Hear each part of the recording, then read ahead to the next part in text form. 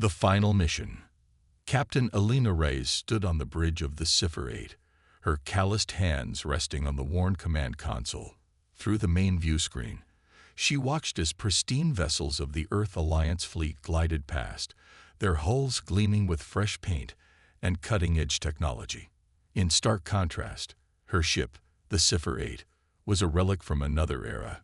Patches visible on its hull, systems cobbled together through years of innovative repairs. "Look at them," said Chief Engineer Sung, stepping beside Reyes.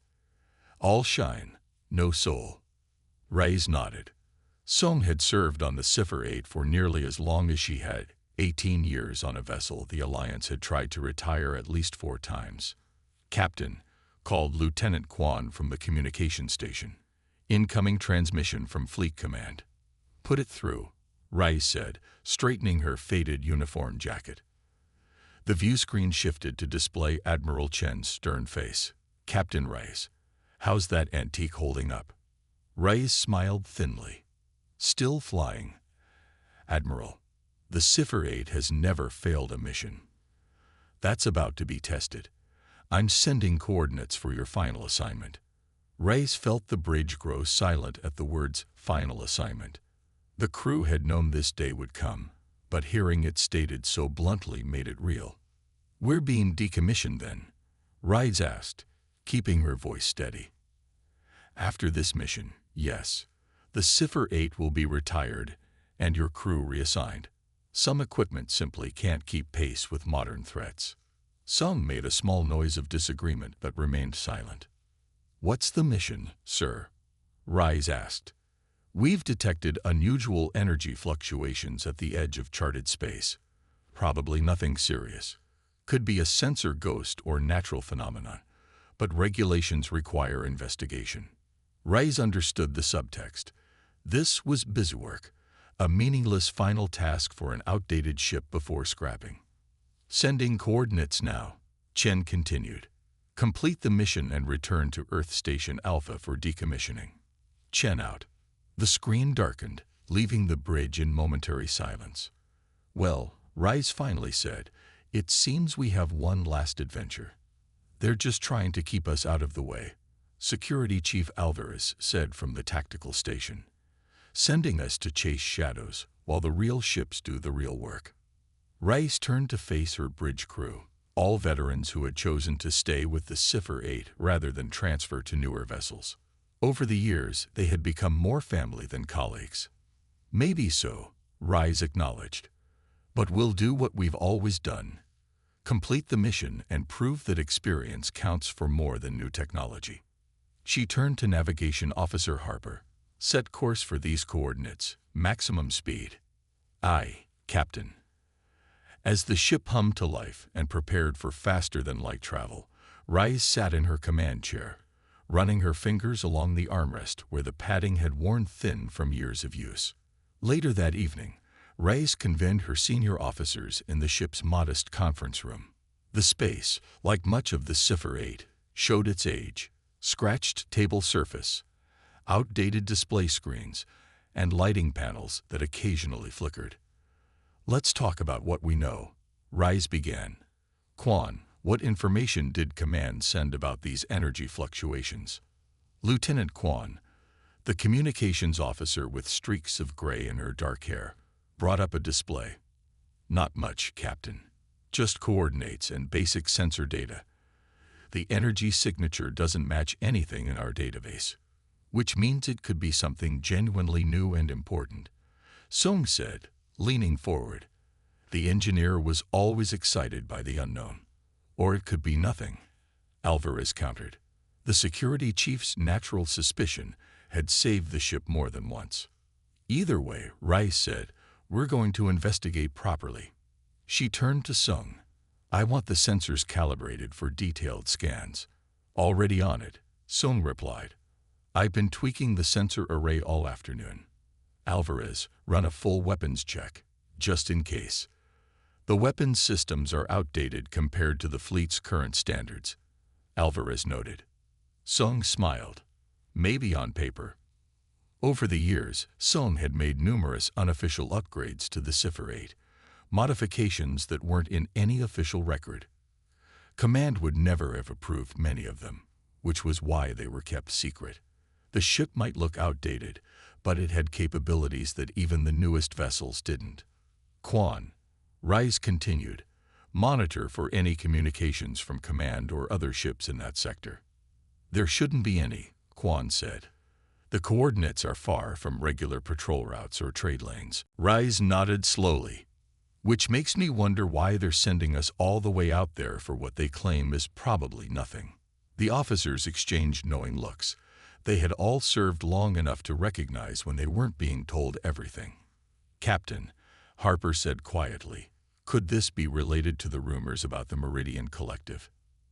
The Meridians were an advanced alien alliance that had maintained a tense standoff with humanity for nearly a decade. Not quite war, but far from peace. What rumors? Alvarez asked. I heard from a friend on the Reliant that there have been unusual Meridian movements near the outer sectors, Harper explained. Nothing official, just whispers. Reyes considered this. It would explain why Command is being vague. They don't want to start a panic if the Meridians are planning something. And they might be sending us because, Quan began. Because we're expendable, Alvarez finished.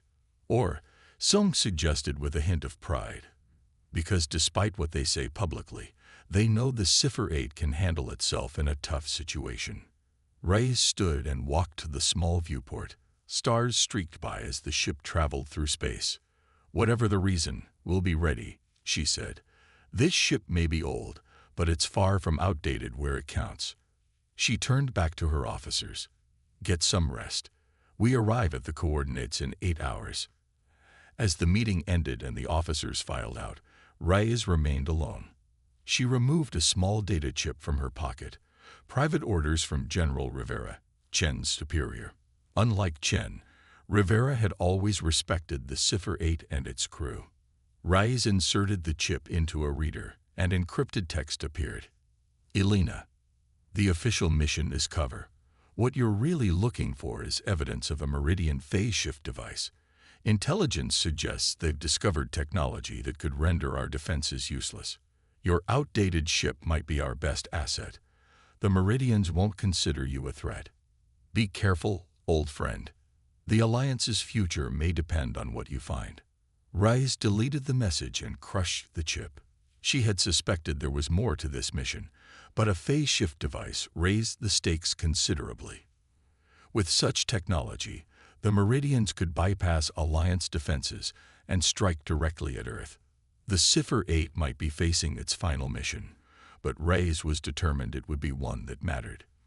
Maybe then people would stop calling her ship outdated. She straightened her uniform and headed for the bridge. The crew didn't need to know everything yet. Better to let them rest while they could. Tomorrow they would face whatever waited for them at the edge of known space. And Reyes knew one thing for certain.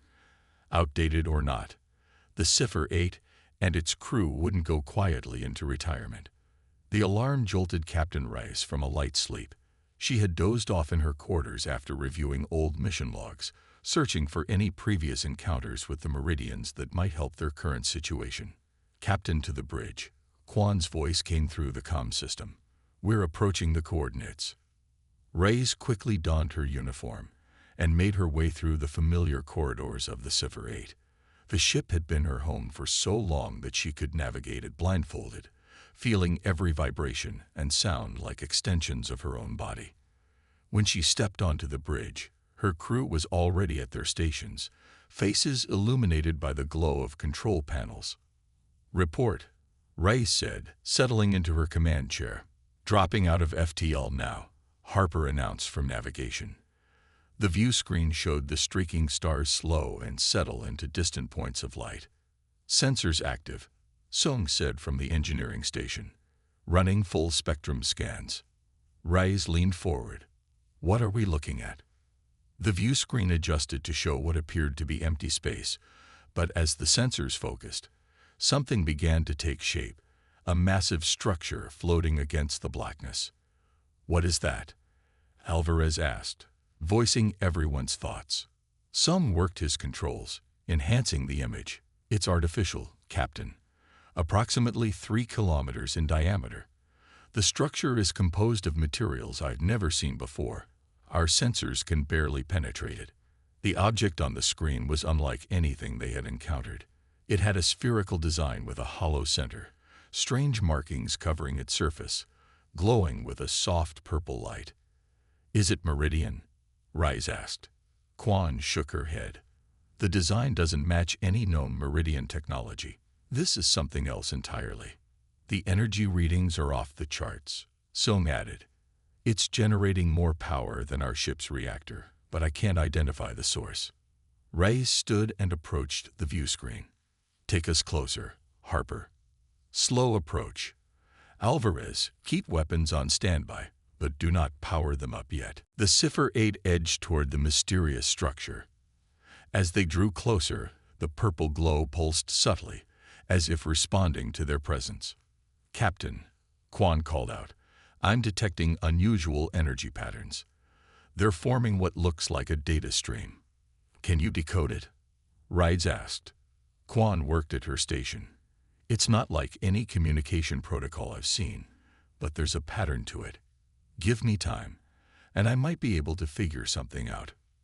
Rise nodded. "Do what you can." "Captain," Sung interrupted, his voice tense, "I'm detecting something else.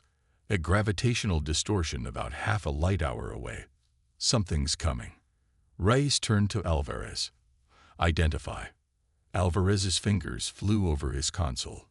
"Ships. Multiple signatures. They're using some kind of cloaking technology, but our modified sensors can detect their engine emissions." "Meridians?" Rides asked, though she already knew the answer. "Yes, Captain. A battle group, 1 command ship, and at least 5 support vessels. They're heading straight for us." Reyes's mind raced. The Meridians were a technologically advanced species, calculating and precise. If they were sending a battle group, they clearly valued this strange structure. "Time until they reach us?" Rise asked.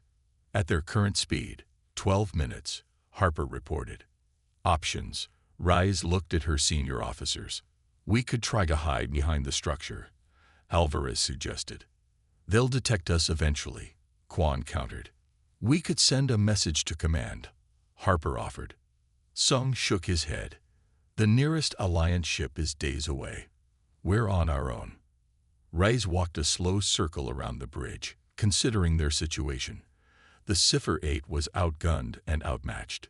Even with Sung's modifications, they couldn't hope to defeat a Meridian battle group. "Captain," Quan said suddenly, "I've made some progress with the data stream. It's not a communication. It's more like an activation sequence." "Explain," Rise demanded. "The energy patterns suggest this structure is some kind of gateway. The data stream appears to be instructions for operating it." Rise stared at the mysterious structure. "A gateway. To where?" "Captain," Alvarez warned, "Meridian ships accelerating. ETA now 8 minutes." Rise made her decision. "Quan, can you replicate that activation sequence?" Quan looked startled. "I think so, but Captain, we have no idea what this gateway does or where it leads." "We know the Meridians want it," Rise replied. "That's enough for me. Sung, direct all available power to shields and sensors. Harper, position us at the center of that structure." The crew exchanged glances but followed their orders. The Cipher 8 slowly maneuvered into position, hovering at the center of the massive gateway. "Meridian ships, 6 minutes out," Alvarez reported. "They've detected us. They're charging weapons." "Quan, start the activation sequence," Rise ordered. "Captain," Sung said quietly, "if this works, we might not be able to come back." Rise nodded. "I know.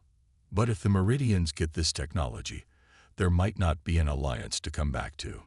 She opened the shipwide comm. "Attention all crew. This is Captain Reyes. We've discovered what appears to be an ancient gateway. Meridian forces are approaching, and we cannot allow them to capture this technology. We're going to activate the gateway and prevent them from following. Our mission is to protect the Alliance, whatever the cost. Stand by your stations. Rise out." She turned to her bridge crew. "It's been an honor serving with all of you. Whatever happens next, remember, they called us outdated." "Activation sequence initiated," Quan announced. The structure's purple glow intensified, pulsing faster. "Meridian ships, 4 minutes out," Alvarez reported. "They're broadcasting warnings, ordering us to stand down." "Ignore them," Rice said. The gateway began to spin, energy coursing along its surface. At its center, space itself seemed to bend and twist. Energy buildup reaching critical levels. Soong warned, "Whatever's going to happen will happen soon." "Meridians, 2 minutes out," Alvarez said. "They've launched fighters." The gateway's center suddenly erupted in a blinding flash of light, revealing what looked like a swirling tunnel of energy. "Gateway activated," Quan shouted over the rumble that now shook the ship. "Take us in, Harper," Rise ordered. "Full speed." The Cipher 8 surged forward, engines straining as they pushed toward the gateway center. Meridian fighters opening fire, Alvarez reported as the first energy blasts struck their shields. "Shields holding," Soong said. "Barely." The swirling energy of the gateway enveloped the ship, systems flickering as unknown forces pulled at the vessel. "We're losing power," Soong shouted, containment fields fluctuating. "Stay the course," Rise commanded, gripping her chair as the ship shuddered violently. The view screen showed nothing but swirling energy now, colors no human had ever seen before dancing across the display. "Captain," Harper called out, voice strained, "I've lost all navigational reference points. I don't know where we are." "Or when," Quan added, staring at her readings. "Temporal anomalies detected." The ship gave one final, bone-jarring lurch, and then everything went still. The view screen cleared to show stars again, but in configurations none of them recognized.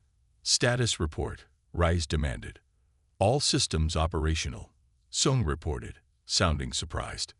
"Minor damage to the outer hull, but nothing critical." "Where are we?" Rise asked. Harper shook his head.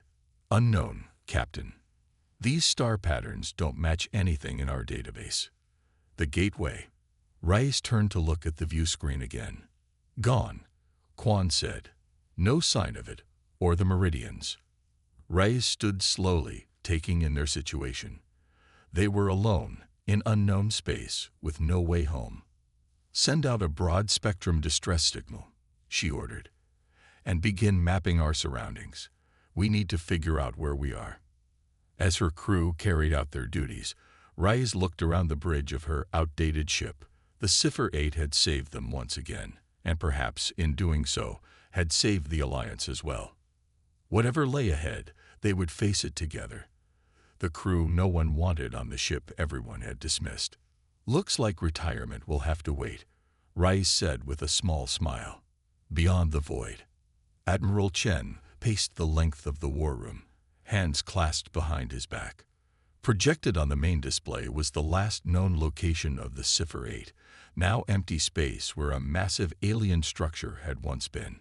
"Explain it to me again," Chen demanded, turning to face the assembled analysts and officers. Dr. Lakshmi Raman, head of Xenoarchaeology, stepped forward. "Based on the Cipher 8's final transmission and the sensor logs from our reconnaissance drones, Captain Rise discovered an ancient gateway, likely built by the precursors." "The precursors?" General Rivera asked. "The mythical race that supposedly seeded this galaxy with life." "Not so mythical anymore," Raman replied. "The technology signature matches fragments we found on other worlds. This gateway appears to have been a transportation device of immense power.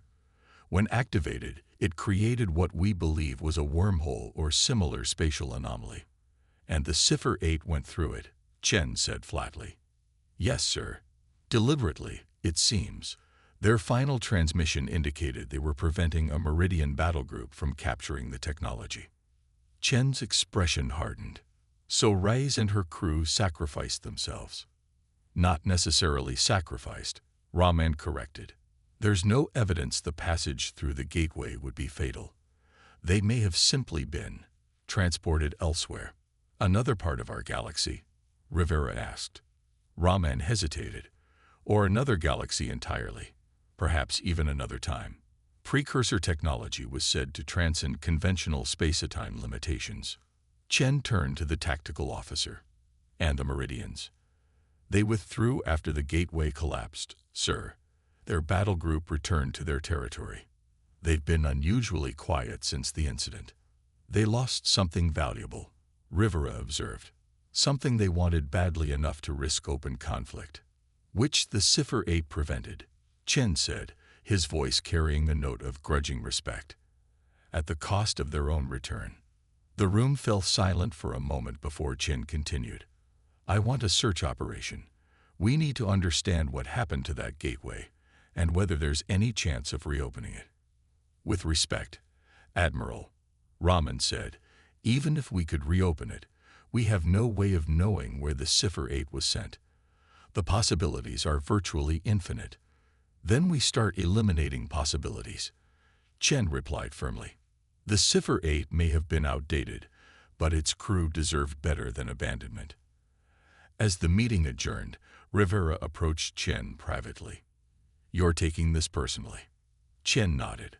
I sent them on that mission, thinking it was a waste of their time and ours. I was wrong.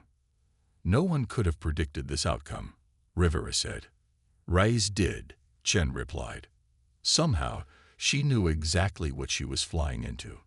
And she went anyway. 3 light years from Earth, aboard the Meridian command vessel Unyielding Truth, Supreme Tactician Vexar reviewed the failed operation reports with growing frustration. The gateway is lost. High Elder Zinthar asked, his translucent appendages rippling with barely contained anger. Destroyed, Vexar confirmed.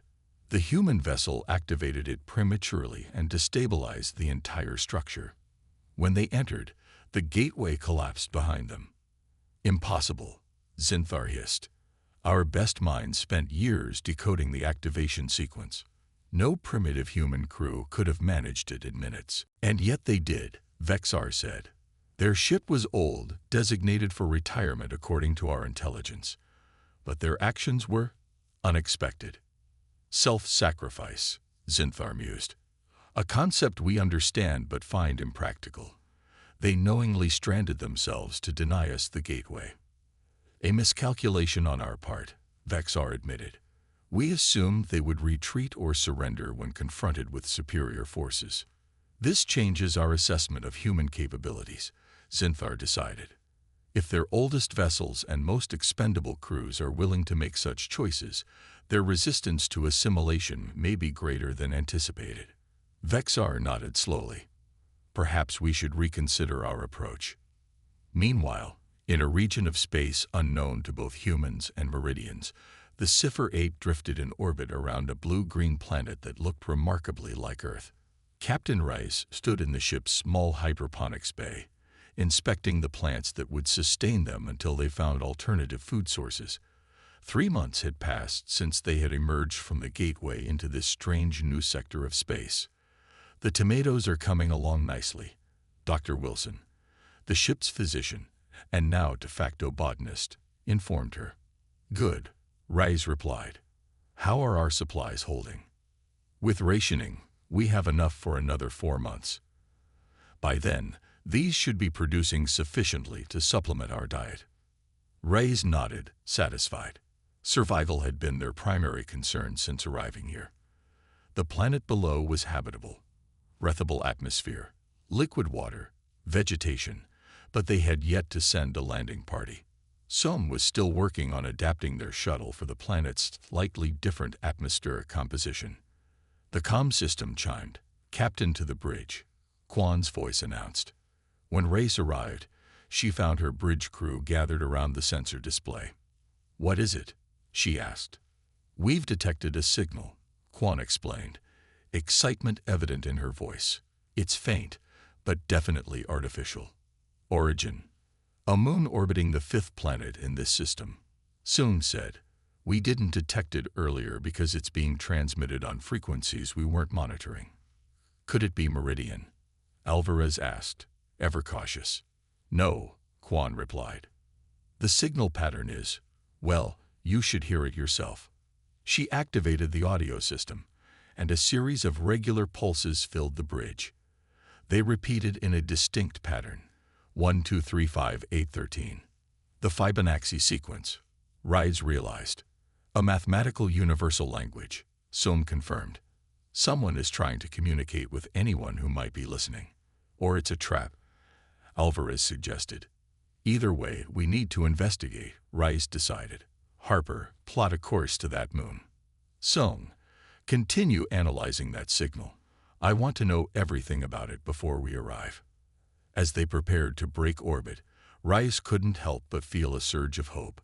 They had been alone in this unknown region, cut off from humanity, facing an uncertain future. This signal, whatever its source, represented the first indication that they weren't entirely isolated. 2 days later, the Cipher-8 approached the desolate moon.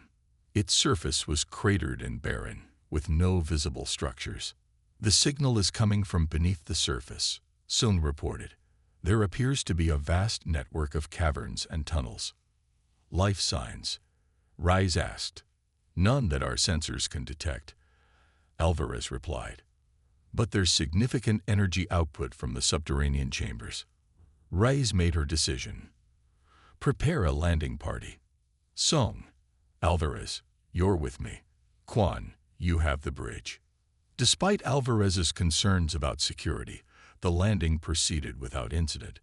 The away team discovered an entrance to the underground complex, a perfectly circular shaft that descended deep into the moon's crust. Inside, they found the unexpected, an abandoned facility of clearly human design. This is impossible, Alvarez whispered as they moved through corridors lined with familiar technology. How could humans have reached this region before us? Look at the date stamps, Sohm said, examining a control panel. According to this facility was built 300 years from now. Rais felt a chill run through her. We didn't just travel through space. We traveled through time. Sohm finished. The gateway sent us forward. As they explored further, they discovered logs and records that told an astonishing story. They hadn't just jumped forward in time. They had arrived at a crucial juncture in human history. According to the records, humanity would eventually develop its own gateway technology based on the same precursor principles. But a catastrophic accident would occur, one that would attract the attention of an entity far more dangerous than the Meridians.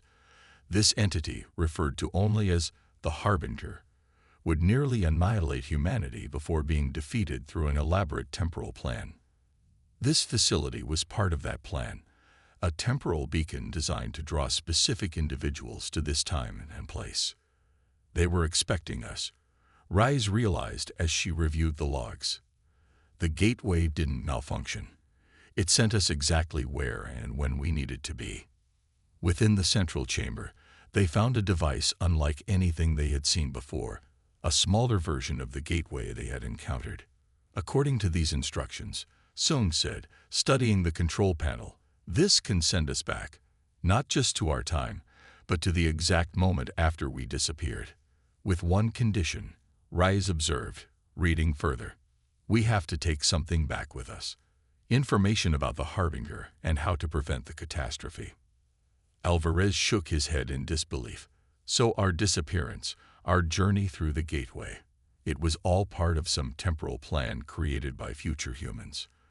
A predestination paradox, Sohm agreed. We disappeared because we were needed here to gather this information and take it back. Rais considered the implications. If we do this, if we return with this knowledge, we change history, we prevent the catastrophe, save countless lives, and probably create a new timeline. Sohm warned, one where the Harbinger never threatens Earth, where this facility is never built, where we were never brought here. A paradox indeed, Rais said with a small smile. But I think I can live with that contradiction, if it means saving humanity. She tapped her comm badge. Rise to Cipher 8.